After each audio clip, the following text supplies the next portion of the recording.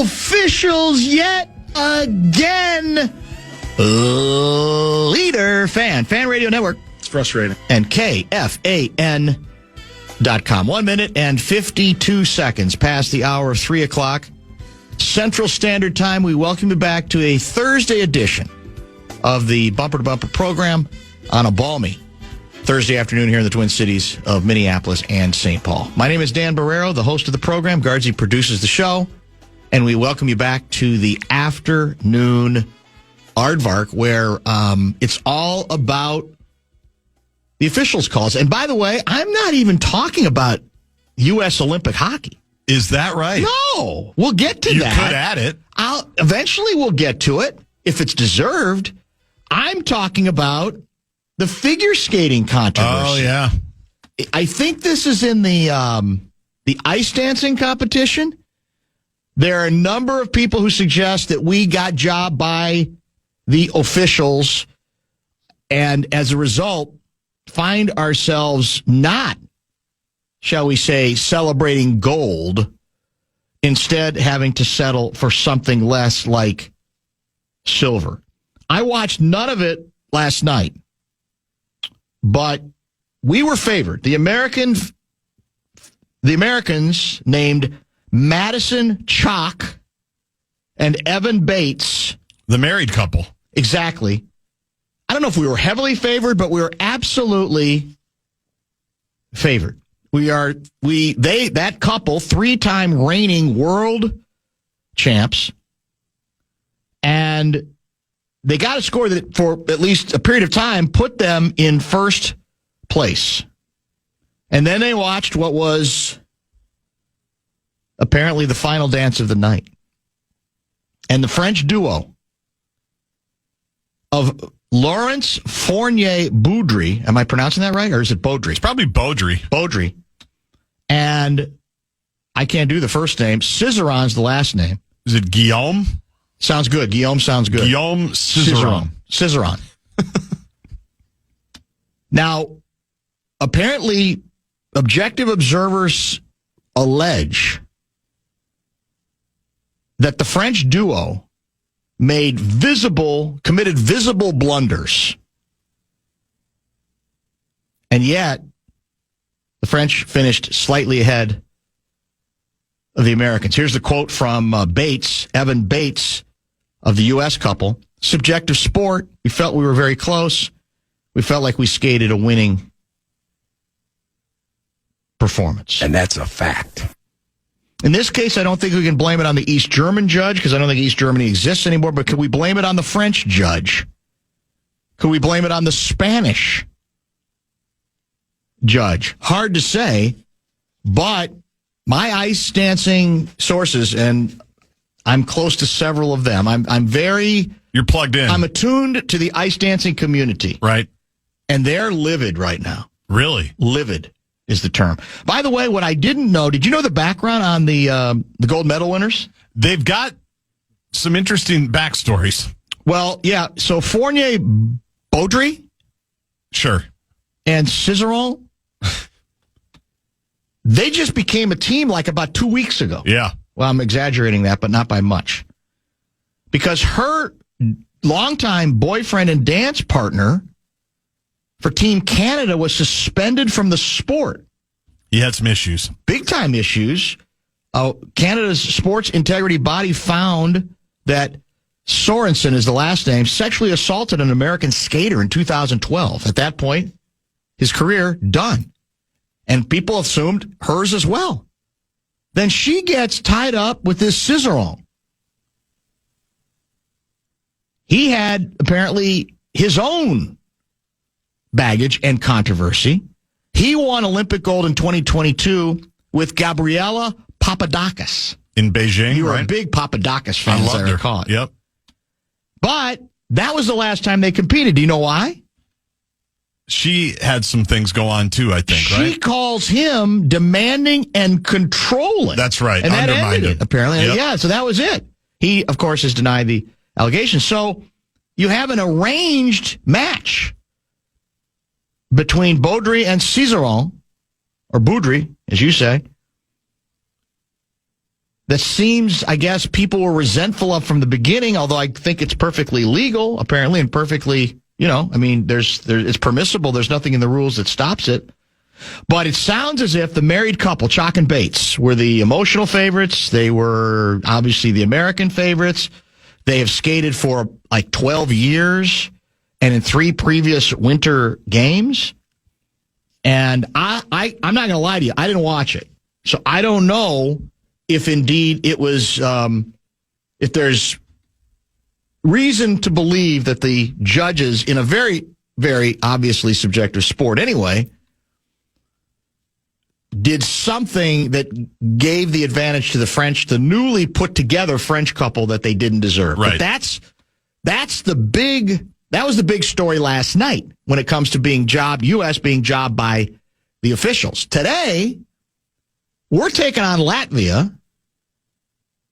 I'm finishing the taping of an interview, which we'll talk about in a little later, that's going to run in the 5 o'clock hour. And I ask you if you got a score on U.S.-Latvia, and you say U.S. is up 2-0. Then I walk back to my area, and I look at the TV next to it, and it reads 1-1. Yeah. Latvia and I US. did the same thing. I looked at the TV. I go, what the hell? What are we talking about? That's Guardsy for you. So then I asked Chad Abbott, program and director, I said, what the hell's the story on USA-Latvia? And he says, we got jobbed by the officials twice.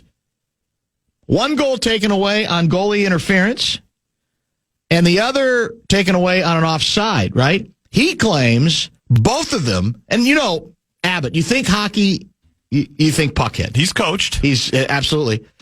He says both of them were questionable. Bradshaw and Brian KFAN text line 64686.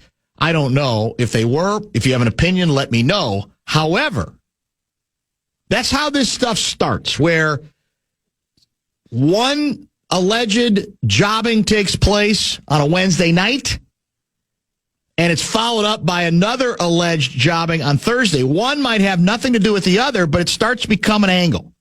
It starts to become a theme. So is that going to become the theme of the 2026 Winter Olympics in terms of the U.S. team, jobbed by the officials over and over again? And why would they be out to get us? Because they don't like Trump? So they're taking it out on us, or on our athletes? Our Wednesday 5 o'clock guest might say that. Are the judges anti-Trump?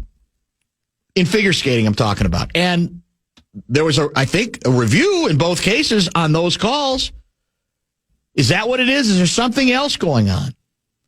Or is this what we're going to have to tolerate for the next however many days are left in the 2026 Winter Olympiad? Just once you get a couple calls, even if it's completely different events and it's completely different cities, you've been to enough games where if enough calls go against you, you start feeling it's a conspiracy. You go, another one. Yeah.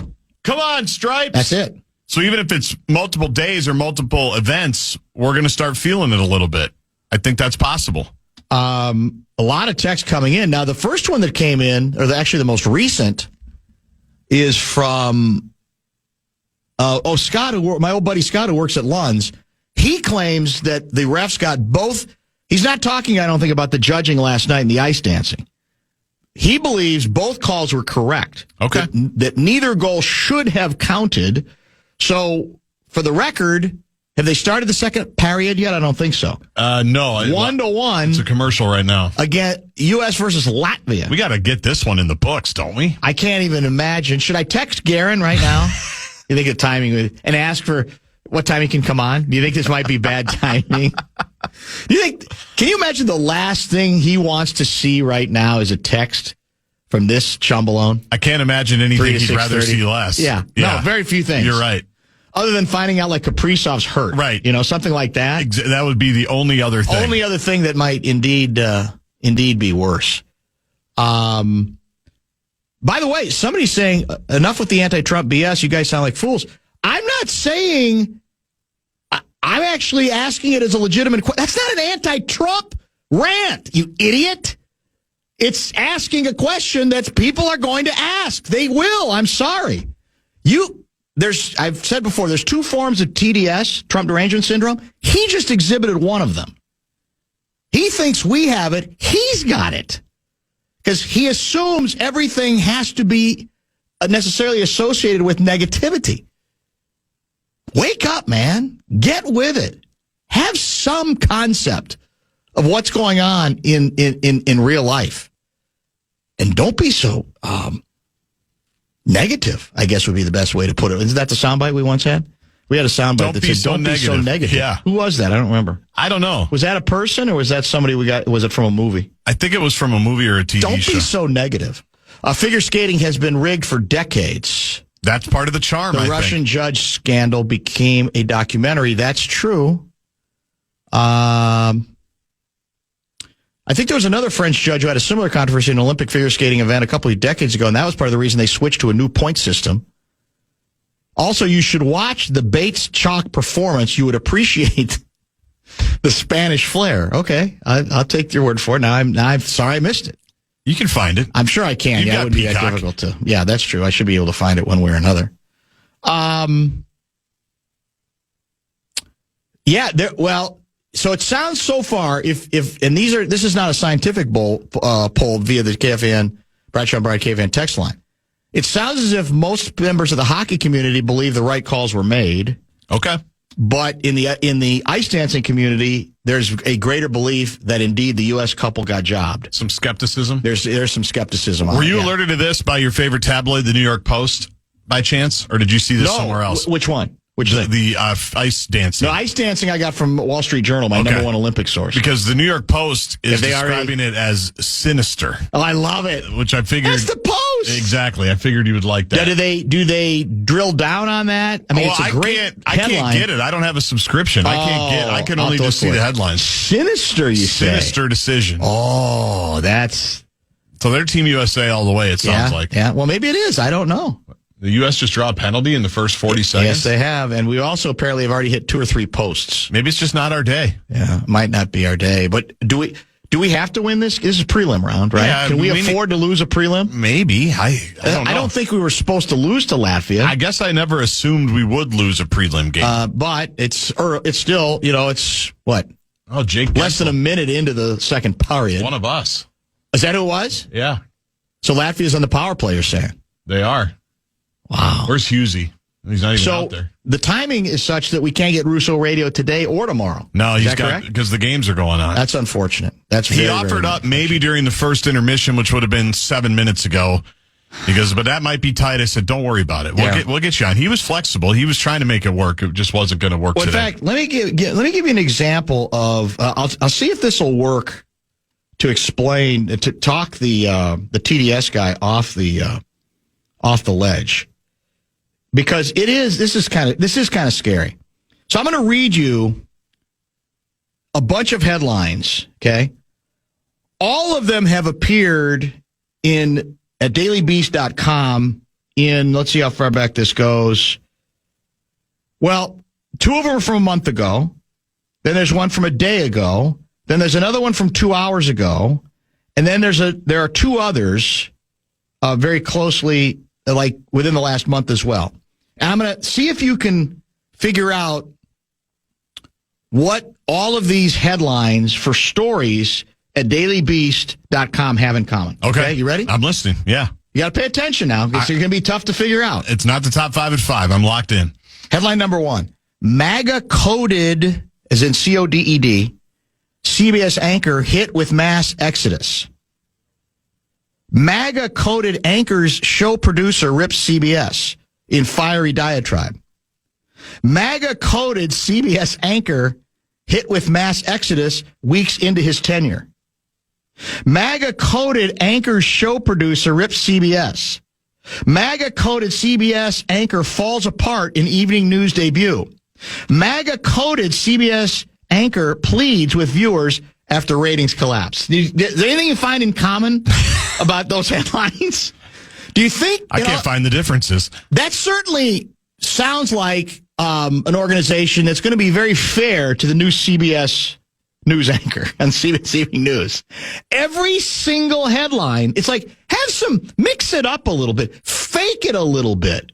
Like, okay, if we're going to always describe him as MAGA coded, maybe we do that on 1 out of every 3 headlines, not 6 out of every 6 headlines. You know what I'm saying? I do. I mean, you got to throw people off the scent. That's derangement. I would call that legitimately Trump derangement syndrome. I was like, my God, man, get a grip a little bit. Stop your hyperventilation, or stop pretending that you're actually trying to cover stuff with any sort of sign of, dare I use the word objectivity? I know it's kind of passé at this point.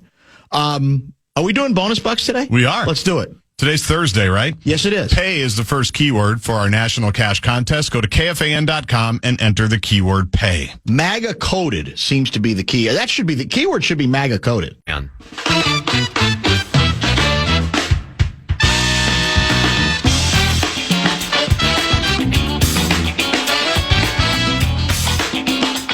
Our Olympians were jobbed. Our taxpayers were robbed. If Latvia wins, I'll just sob. Wolves in 5. What's the Latvian word for miracle? Oh. What language do they speak in Latvia? I don't think is it Latvian? I'm going to assume that until I Google it here. Okay. Language. I believe all the negativity talk in this town sucks quote is from Rick Pitino. That's a different one. That's a different one. There is that one. It's infamous. But it's not the one I'm talking about. It's a woman, I think. Yes. Don't be so negative. Latvian is the official language of Latvia. Okay. Latvian. Can you find the Latvian word for miracle? We're on the attack here in the second period, I must say. I mean, all the action is in their end. We just can't get the puck in the net. And I don't really think there's any meaningful consequence to losing other than a national meltdown if we do. I don't think it changes anything in terms of I think everybody gets the medal round now. You ready for the Latvian word for miracle? You have the audio on it? Brīnums. Brīnums. Brīnums? Brīnums. Brīnums. It refers to an extraordinary, supernatural, or marvelous event. Impressive. Similar to the concept of a miracle in other languages. Will you hit the Olympic sounder, please? Yeah, just a second. And as you do that, let me remind folks, Dr. Dan's inbox will be open at 4:02 today. Could use them. We're out of practice. JG at KFAN.com.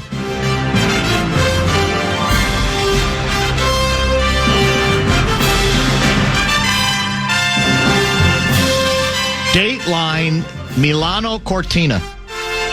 I'll just read it to you. U.S. snowboarder Nathan Pear gleefully celebrated after placing first in the men's snowboard cross quarterfinals at the 2026 Milano Cortina Winter Olympics this morning. Pear fell to last place just seconds in the race, but as he started to make his move toward the front of the pack, he seemingly and inadvertently made contact with Spain's Lucas Eguibar Breton. The two got tangled up heading into a turn, and Eguibar Breton wiped out as Pear soldiered on and ultimately ended up finishing in first place. His celebration, short-lived. He was disqualified in another job by the officials event for making contact with a fellow participant, preventing him from competing for gold. Decision sparked a firestorm on social media, especially in the aftermath of the judges' scoring controversy yesterday that resulted in a French ice dancing duo defeating Team USA. It's building. It's absolutely building and it's pretty, this is like, how many days are we in? We started, opening ceremonies were Friday. I was going to say Friday night were the ceremonies, right? We're a few days in. Here's, no, I'm not going to read that quote because it's a fan. I don't like quoting fans. That's become journalism today, which is a little bit strange to me. But we'll need help from I guess in this case, the snowboarding community to see if they think that indeed it was an unfortunate situation, but that technically speaking, the right call was made. I don't know. I'm just asking. Bradshaw and Brian KFAN text line is open at 646-86. Guardsy mentioned the inbox. We haven't opened it in probably over a month, and it sounds like you might get in. And here's some great material right in front of our eyes. I mean, you could probably do a subsection just on Olympic stuff already. It's true. So email Guardsy, JG at KFAN. The plan, as I said, is to do it at 4:02. And because you have to leave, right? You got Golden Gopher women's basketball to exactly to announce against Nebraska against tonight. the Cornhuskers tonight. Now, do the Nebraska women travel as well as the Nebraska men? I'm talking about fans. They get some. They get some? Yeah, they have a North Dakota kid on the team, a Minnesota kid on the team. So right. There's usually a decent amount of red. Fair enough. So the plan is to try to get to inbox before Guardsy has to leave. So that would be, as I said, 4:02. In addition, we sat down with our old friend Leslie Frazier, former Vikings head coach. He came here as an assistant, I think, in 2007, and then eventually got promoted first as interim coach, right, when Chile got fired. Mm-hmm. And then he stayed, was it to 13, I think? I think he was here till 2000. I think he was here 4 years, 3.5 years. Yeah, that was about as right. Head coach. Before Zim came. And since then, he's been everywhere, and he just won his 3rd Super Bowl ring. Leslie Frazier won 1 Super Bowl ring as a member of the vaunted 1985 Bears defense, although he got injured, an injury that ended his career in that Super Bowl, Super Bowl 20. He was returning a punt in the second quarter. Terrific cornerback on that team, by the way.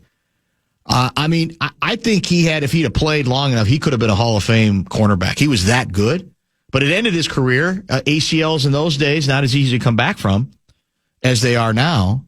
He won the ring there. He won a ring on Tony Dungy's staff when the Colts beat the Bears. And then he won one now with the Seattle Seahawks as the assistant head coach and kind of right-hand man of the young head coach who made him, I believe, his first hire. What's his name? Mike McDonald? Mike McDonald, yeah. Who's half his age. Crazy. So a really good conversation with Leslie, which we had to tape before the show. We're going to play that back starting at 5:15. And we got into Viking stuff. We got into his playing career. We got into the Sam Darnold part of the story and about, what he sort of does in this role and how much he basically says he appreciates so much that a young new coach had the foresight to want to hire someone who's been around a while like himself. And he said, I wish I'd have done the same thing here. Oh, interesting. He said, you're younger, you think you know it all, or you think you don't need it, or maybe the right person isn't, whatever. And he that's how appreciative he is that he got called. Because he was the defense coordinator in Buffalo. Right. And he went to them and said, I'm done. Because the postseason was a disaster again for them. And so he sat 2023 and then joined McDonald's staff 24. And obviously this was his second year there, and he's going to stay there because it sounds like he's enjoying the hell out of it. It does have to be a great gig if you've been through the meat grinder of a coordinator. Well, it sounds like he's got the best of everything. Yeah. I mean, he says he deals with offensive stuff, he runs defensive stuff, and that he is given amazing responsibility by the head coach and who doesn't seem threatened by any of it. So extended conversation with the only name I didn't bring up with him was Christian Ponder because I didn't want to ruin the interview. You know what I'm saying? Or everybody's after Well, him. that's true. That's true. But that's kind of where Darnold comes in because he does have a couple of interesting things to say about Sam Darnold being available. So we'll run that at 5:15. Is this true? Trail Ref guy claims the U.S. was minus 5.5 goal line for this game. Oh, wow. I didn't even look. And we could get there. Yeah. Like you said, the boys are buzzing a little bit here in the second period. Well, they're buzzing, but they're not scoring. Are they? Is it still 1-1? I'm looking up now. I think it's still 1-1. I haven't seen the score bug. Oh, nice shot here. Oh, there we go. Is that our second goal? It's got to score. Well, they're showing a highlight. There's the highlight. Oh, that's it. That's a beautiful move. There's Nelson. He's one of us too. Well, wait a minute. Did that get waved off too? What if it does? Let's see. Looks like we got it. Yeah. Can breathe a sigh of relief a little bit, although it's still only 1-goal lead. But we'll take it. I bet you Guerin feels a little bit better. I have to utter this one. I have to repeat this. It's too good a line. It's too good a line, is it not? Well, I haven't seen it. Are you ready to go to break right after? To let Yes. it just, yeah, okay. Yes. That's a good walk-off.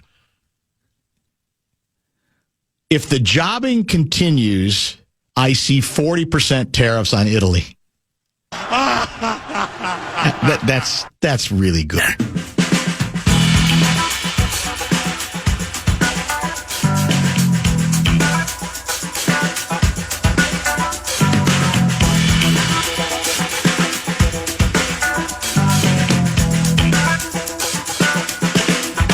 The U.S. men's Olympic hockey team up 2-1 now on Latvia. Inside 5 minutes left to go in period number 2. 26-11 shots on goal in favor of the Americans, who have been fairly aggressive in this second period after getting 2 goals wiped away in the open. Oh, what a great lead there. Oh, nice save by the Latvian goaltender. They've had some really nice passes. Yeah, the puck is moving, as we say in the business. But you know what they say? Great goaltending changes everything. Sometimes they don't even call it hockey. They call it goalie. Is that what they do? That's what I've heard. Are you, speaking of the Olympics, are you familiar? Have you ever, let me ask it this way. In your long and distinguished athletic career, did you ever drink broccoli juice? Not on purpose. Well, it apparently has become, for endurance athletes, or athletes in endurance sports, broccoli juice has become the thing. It still seems to be up in the air whether it is the performance enhancer that some who use believe it to be, but there are a lot of people not waiting to find out. It's made by a Swedish company called Nomeo, and the company claims it has identified a compound in the vegetable that helps lower blood lactate levels during intense exercise. So according to this Wall Street Journal story, it soothes the burning sensation that endurance athletes experience in their muscles when they are pushing themselves to the limit. Nomeo, the company, the Swedish company, has crammed the compounds found in about 6 pounds of broccoli into a liquid dose the size of a tequila shot. Oh. Along with a little lemon and sugar to make it more palatable, which would seem to indicate it's kind of gross to eat, or to drink, I should say. Not available yet in pill form, and it is not meant to be savored. One of Nomeo's founders says, we sell it because it works, not because it tastes good. The taste is described as some combination of wood and Dijon mustard. That's an interesting combo. And Dijon mustard. Little jars of broccoli juice are in wide circulation in Nordic skiing already. And apparently it's only been commercially available for about a year. Cyclists are starting to use it. Makes sense. Runners. I wonder if Ben Gessling ever, imbibes a shot of broccoli juice before he goes on one of his longer runs. Need to ask him tomorrow. He's a coach as well. That's I wonder true. if some of his athletes have figured this out. I'm assuming it's legal, right? It feels like everything you just mentioned was fairly natural. Broccoli juice? Yeah. There's nothing wrong with that.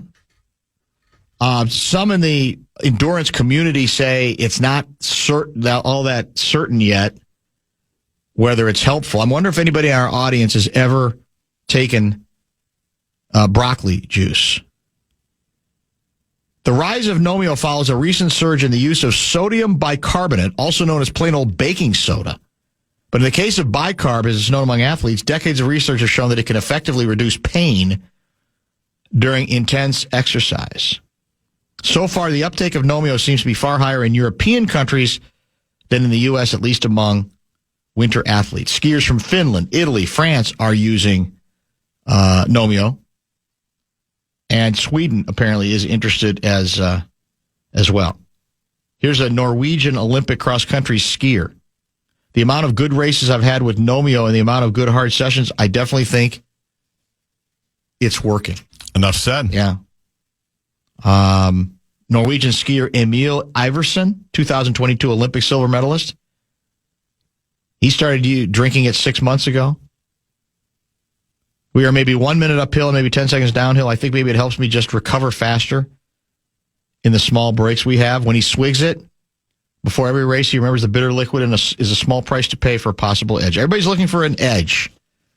And could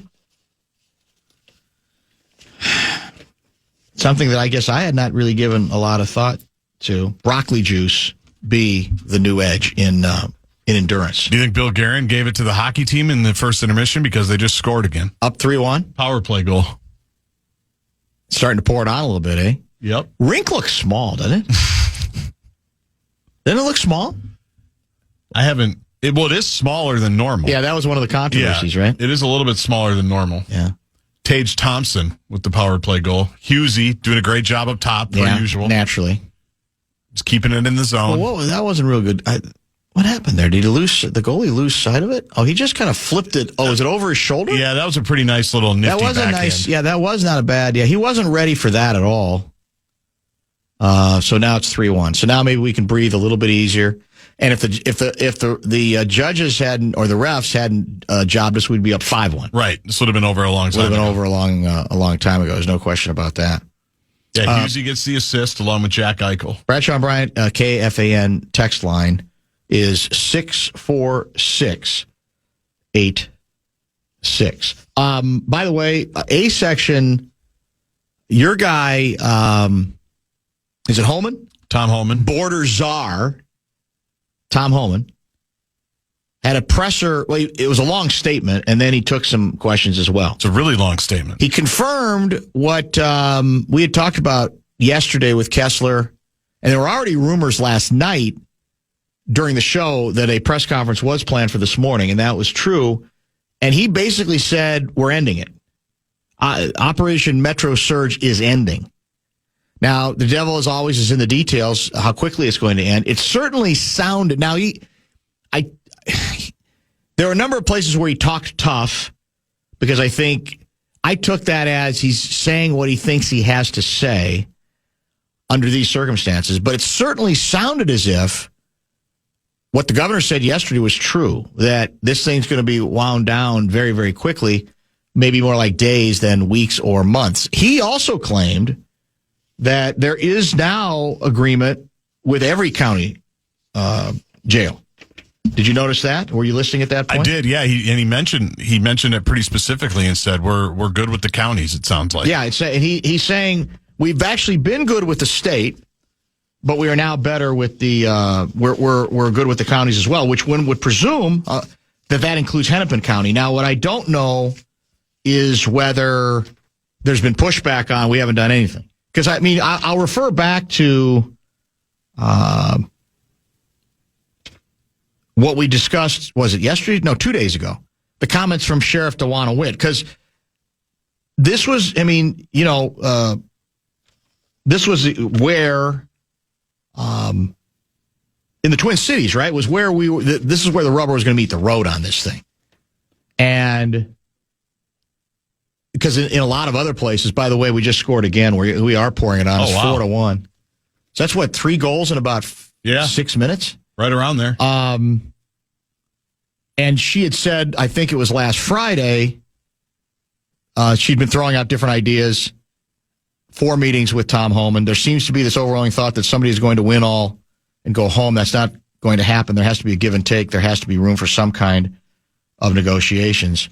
And I firmly have no difficulty with this part, with these sorts of negotiations ending with some kind of accommodation when it comes to those who are criminals in the system, letting ICE know when they're going to come out. And also, it sounded like with Holman, it was going to be, and even Holman said, where we don't expect them to hold that individual beyond when they're releasing them. But it sounds as if even that had been worked out. Now, the politics of this are important, because what tends to happen at a time like this is that for political reasons, everybody runs to their corners and to their base in terms of what they say or what they feel like they have to say, so that there's no sense of any concession being made. But let's be clear about something. If we want to adhere to what we've been told is the key distinction, the difference between sweeping widely and targeting those with significant criminal records, you can't then move the goalposts and say, nope, we're not cooperating on any of it. To me, you lose the high ground at that point. Do you not? Yeah. I don't see any way around that, and it sounds as if that's where the agreement is. Now, how that works, whether there's still going to be controversies, whether there's still going to be disagreements about what even constitutes a serious crime, whatever the case may be, yeah, there could be some of that. But it feels like even the last, I know there was a thing in St. Paul yesterday, but in general, my sense of it is it has, the daily confrontations have slowed, and well, put it this way, either they've slowed or the media is not covering it the same way anymore, right? Because almost every day for a period of time, several times a day, we were getting live reporting, right, in locations where these standoffs were taking place. And there have been nowhere near as many of them. There was a chase in St. Paul yesterday, and then there was an event was it the courthouse? It was the government center. There was something in an official atrium lobby where there was some controversy, but it already felt like there were some changes there, or at least it was slightly less tense, or there weren't as many of these daily confrontations, I guess is the best way to put it. Right. I like the way your guy, let me scroll down and find it here. Did you see the comments from Dean Phillips? No. This is from 9:40 this morning, I think, after the Holman presser. Gratitude to Tom Holman for rescuing a community under attack by the destructive incompetence of Kristi Noem, and my love to a community whose overwhelmingly peaceful protesting and compassion for neighbors showed our nation the real meaning of patriotism. Well stated, I think, on both accounts by Dean Phillips. Now, there was some bravado from Holman today where I think he did not give us the entire story, did not convey what's been happening here and elsewhere at all. But overall, his rhetoric, let's leave the rhetoric aside. The rhetoric's gotten better. He thanked several times today again the governor, Keith Ellison, the sheriffs, and a few others. But I think more importantly, I don't think there's any question that he tightened things up slightly in terms of the chain of command. It was wild, wild west before he got here. There's no doubt. So I'm not asking that anybody put up a statue for him here in the Twin Cities, but I do think, as Dean Phillips notes, that the tenor changed almost from the beginning as he got here. So we'll see where it goes. But that's the latest as of this morning. I've not seen, are you looking up, is there much reaction like StarTribune.com from the mayor, from the governor since Holman's? Yeah, I don't know if it's presser? since. I don't know if it's since or not, Okay. but yeah, but it's kind of what you would expect. You know, it's time for them to go. It's right. You know, we'll now work on recovery. One Minnesota. I thought in the understatement of the press conference by Holman today was, President Trump didn't send me here because the operations were being run and conducted perfectly. Yes. It's just cracking me up. Well, I don't mean to laugh. No, but that's the closest to him admitting that it was a bleep show. Yeah. Right? I mean, exactly. You want to that's what it translate means, that. but that's what it means. But he's not going to say it that way. Right. But that's about, if you translate it, that's about as close as you're going to get to. That's essentially, they don't bring me in unless it's all screwed up. We all saw it. Yeah. We all know, and here I am, and I identified the issues, and basically and we move forward. Yeah. There's As we said on TV, probably what should have been done the whole time, or something closer to how they implemented it on the front end, going all the way back to December. Yes, that's the whole I think point. most people would have understood. Yeah, it would have. I think a greater number of people would certainly have understood it, and we wouldn't have gotten to this place where every day it's a daily local drama. Not to mention, and I think he got into this some too, the economic aspects of this story, where a lot of places, restaurants virtually shut down. There was a story. Do you remember this story got a lot of attention. There was a Turkish national. This goes back to, when did this take place? This was months and months ago. Let me see if I can find. Yeah, this was actually March of 2025. Do you know this story? This was the woman who she was a student. She was a Turkish national who was a student at Tufts, and she was arrested by plainclothes federal officers outside of her apartment. And the allegation against her was that she had participated. She'd either written or co-written, I think, in op-ed. She wrote a pro-Palestinian opinion piece for a student newspaper, right? And the arrest was very public. There was video of it. She gets surrounded, got a lot of attention at the time, and the Trump administration basically saying we're cracking down on extremist ideology on college campuses, et cetera, et cetera, et cetera. So apparently, so she's been detained on and off forever, but this was earlier, I think, this week. An immigration court dropped its case against the student. Last name, I think, is Ozturk. And her lawyer said a little less than a year after masked federal agents in plainclothes arrested her on a street near Tufts University where she was studying. The Department of Homeland Security couldn't prove that Ozturk needed to be removed from the U.S., and an immigration court terminated those proceedings against her on Jan 29. That was a letter to a federal appeals court on Monday. She was completing a doctorate on a student visa, and they detained her. They attempted to deport her. In this case, ultimately, she won. Today, I breathe a sigh of relief knowing that despite the justice system's flaws, my case may give hope to those who have already been wronged by the U.S. government. They sent her. She's been in Massachusetts, then to New Hampshire, Vermont, and Louisiana, where she stayed in a detention center for weeks before a Vermont judge ordered her release. And I don't believe that, at least to my knowledge at this point, that the government is appealing that decision if they can. I think that thing might be done. So then it's the old deal of, by the way, 4-1 after 2, U.S. over Latvia. We're in the break between second and third periods. There's a lot of fanfare on the front end, a lot of, bells and whistles and pronouncements. And now, with the help of the judge and apparently the Homeland Security backing away from it, by all accounts, she's going to be able to stay in the country. I know there's people out there who think she shouldn't. I get that. For me, an op-ed piece is not quite enough. If you can link someone in that position to something more violent, right, then I think we can talk. But I think it's fairly un-American to go down the road that they indeed did. Dr. Dan's Inbox is coming up.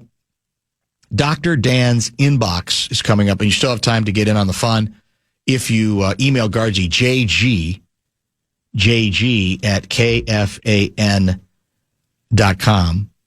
And I'm trying to find if anybody has any other examples of the U.S. Olympic team being jobbed by the officials or at least controversies. Yeah, just wait. Let us know. Bradshaw and Brian KFAN text line at 64686. All of that would work.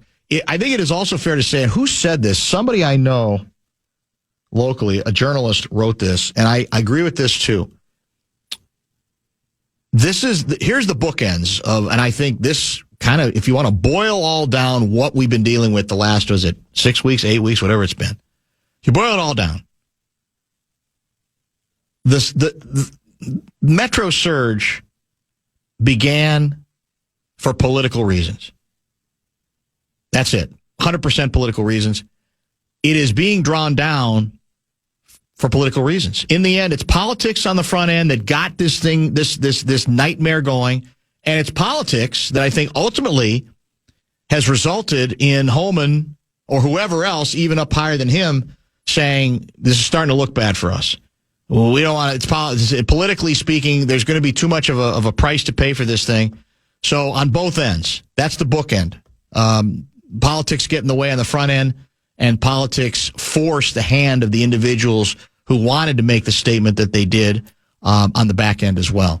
We'll pause for the, as I said, the inbox. In addition, don't forget, we'll chat after the top 5 at 5 with our old friend Leslie Frazier, who has won his third Super Bowl ring. Stay tuned. That's 5:15.